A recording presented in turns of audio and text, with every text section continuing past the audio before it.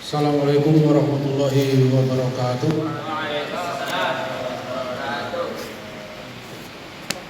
Innal hamdalillah nahmaduhu wa nasta'inuhu wa nastaghfiruh wa na'udzu billahi min shururi anfusina wa min sayyiati a'malina.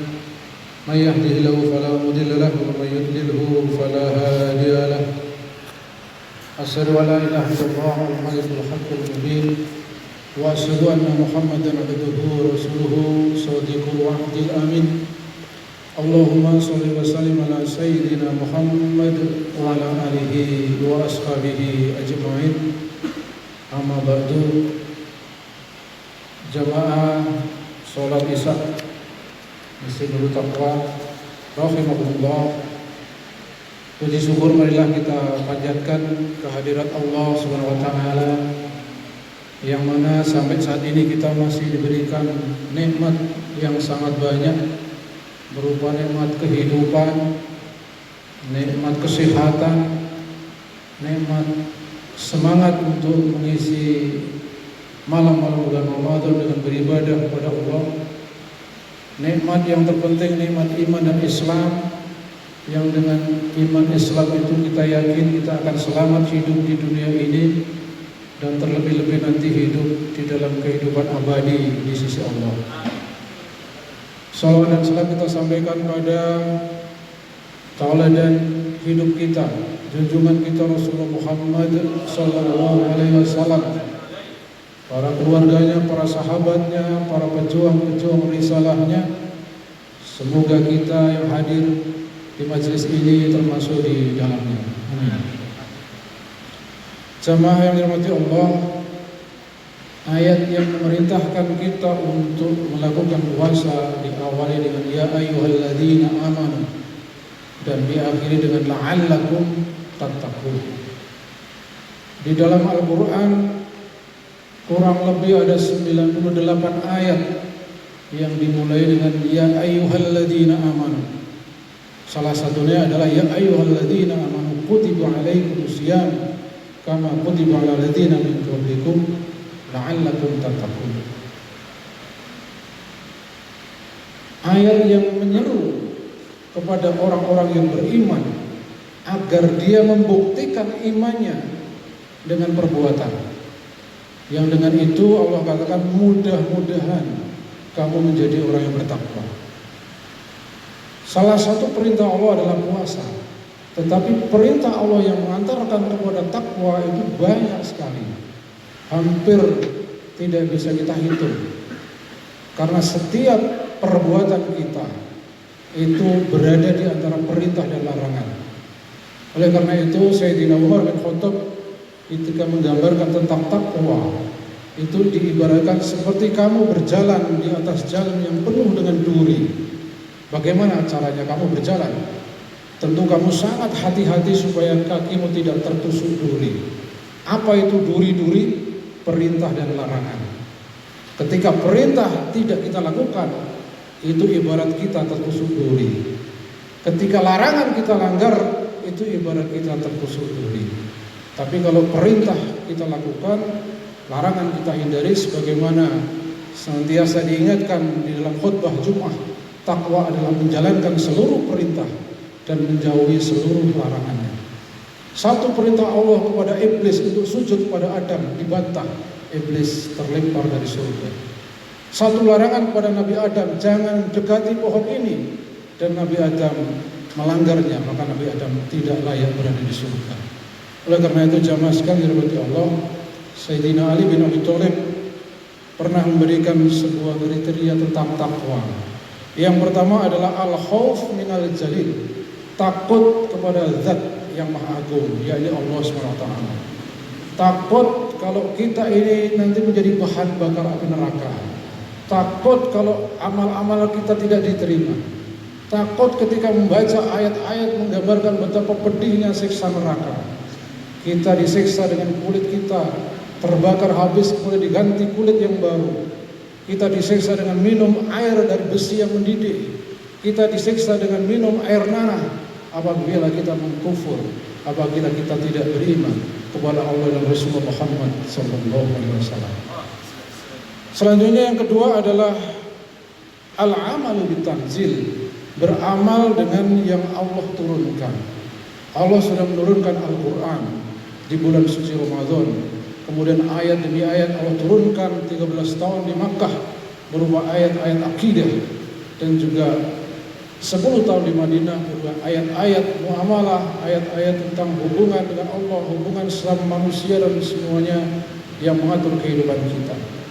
Maka takwa adalah beramal dengan apa-apa yang Allah syariahkan. Yang ketiga adalah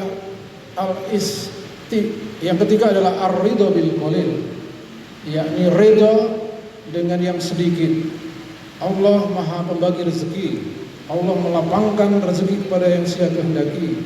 Allah menyempitkan rezeki kepada siapa yang kehendaki. Maka ketika kita kebetulan mungkin sempit, maka ridho bil qalil, ridho qanaah, terima dengan sedikit, karena banyak atau sedikit semuanya berasal dari Allah Subhanahu wa taala. Dan yang keempat adalah al-istiqdadu li yaumir rahil, mempersiapkan diri untuk menghadapi hari perhitungan, hari di mana kita berdiri di hadapan Allah untuk diadili, mempertanggungjawabkan seluruh amalan-amalan perbuatan kita di kehidupan dunia yang singkat ini. Maka jamaah sekalian, pada kesempatan singkat ini saya akan coba mengelaborasi yang kedua, yakni al-amalu bitanzil. Di dalam Al-Quran banyak perintah-perintah yang tidak bisa kita lakukan secara langsung. Sholat bisa kita lakukan secara langsung. Puasa kita harus menunggu hasil ru'yah, hasil sidang, hasil pengumuman pemerintah. Haji kita harus menunggu kebijakan-kebijakan pemerintah. Oleh karena itu ada perintah-perintah yang tidak bisa kita lakukan. Misalnya di sini adalah surat Al-Baqarah ayat 178, 5 ayat sebelum perintah puasa. Bunyi ayatnya sama, awalnya, akhirnya juga sama. Ya ayyuhalladzina amanu kutiba alaikumul qisas fil qatl al-hurru bil hurri wal 'abdu bil 'abdi wal unsa bil unsa al-ayah. Walakum fil qisasi hayatun ya ulil albab la'allakum tattaqun. Diwajibkan kepadamu orang-orang beriman qisas di dalam masalah pembunuhan. Seorang yang membunuh dengan sengaja bisa dibuktikan secara meyakinkan, maka apabila walinya, anak keturunannya tidak terima, maka dia wajib diqisas. Siapa yang mengqisas? Apakah masyarakat? Apakah organisasi? Bukan. Yang mengqisas adalah qadi yang diangkat oleh Amirul Mukminin, yang diangkat oleh pemimpin kaum muslim. Ketika ini tidak dijalankan, maka yang terjadi adalah pembunuhan merajalela. Ada orang yang dibunuh, kemudian mayatnya disemen. Ada yang dibunuh, mayatnya dipotong-potong.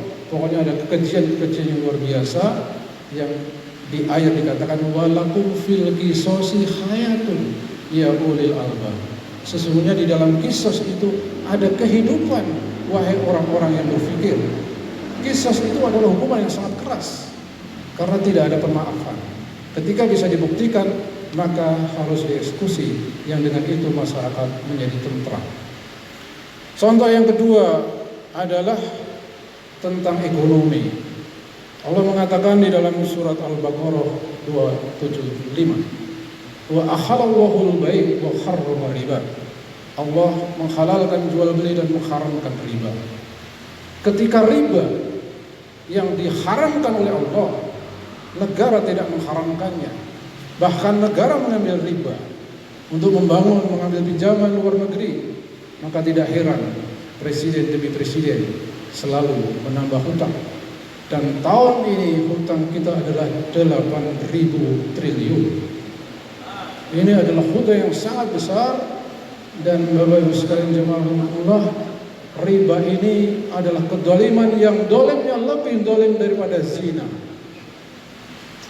Rasulullah SAW mengatakan riba itu memiliki 73 pintu dosa, dan yang paling ringan seperti berzina dengan ibunya. Na'udzubillahi. Kenapa demikian dolim riba? Karena hutang dibuat terus menerus, tetapi yang menanggung kita. Membayar bunganya saja pada tahun 2024 itu dianggaran 500 triliun untuk bunganya saja. Ini adalah contoh. Yang kedua adalah hutang yang dilakukan oleh masyarakat dalam bentuk pinjaman online. Kalau negara menghalalkan, ya masyarakat ikut-ikutan. Pinjaman online itu omsetnya 22 triliun. Nauzubillah ini tadi. Ini contoh bahwa sebuah perintah ketika tidak ditegakkan maka terjadi pelanggaran. Seterusnya ada ayat lagi. Ya ayyuhalladzina amanu innamal khamru wal maisiru wal ansabu wal azlamu rijsun min amali syaitan fajtanibuhu. Wahai orang-orang yang beriman, sesungguhnya khamr, judi, mengundi nasib adalah najis amalan syaitan, maka jauhilah. Apalah khamr dilarang? Tidak. Apakah judi dilarang?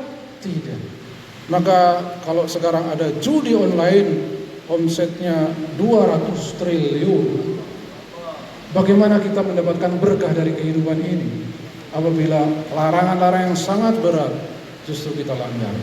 Oleh karena itu, jamaah sekalian dirahmati Allah, pada kesempatan yang mulia ini di bulan Ramadan ini, di bulan ketika negeri kita sedang menentukan pemimpin-pemimpin kita, maka kita harus meyakini sesungguhnya kita tidak bisa bertakwa sendirian. Kita akan menjadi takwa yang sempurna ketika individu kita bertakwa, masyarakat kita bertakwa, dan negeri kita bertakwa. Bagaimana negeri yang bertakwa? Negeri yang dipimpin oleh pemimpin-pemimpin yang mengharamkan apa yang Allah haramkan, pemimpin-pemimpin yang menghalalkan yang Allah halalkan, bukan sebaliknya. Yang Allah haramkan dilarang, yang Allah halalkan malah dilakukan. Oleh karena itu, jamaah yang dirahmati Allah, marilah muhasabah diri kita, banyak mohon ampun, banyak istighfar dan berdoa. Mudah-mudahan Allah memberikan petunjuk kepada para pemimpin kita untuk menjadikan Al-Quran ini bukan sebagai sesuatu yang sempit. Allah mengatakan, aku turunkan Al-Quran ini bukan supaya hidupmu menjadi sempit, tetapi Allah berjanji, walau anna ahlal qura amanu wa taqaw la fatahna 'alaihim barakatin minas sama' wal ardh walakin kadzabu fa akhadnahum bima kanu yaksibun. Kalau seandainya penduduk negeri mau beriman, bertakwa, betul-betul menunjukkan keimanannya dengan ketakwaan, menjalankan perintah menjauhi larangan, maka Allah akan bukakan dari langit dan bumi barokah, keselamatan, kesejahteraan. Walakin kadzabu, apabila mereka mendustakan, maka Allah akan siksa mereka disebabkan perbuatannya.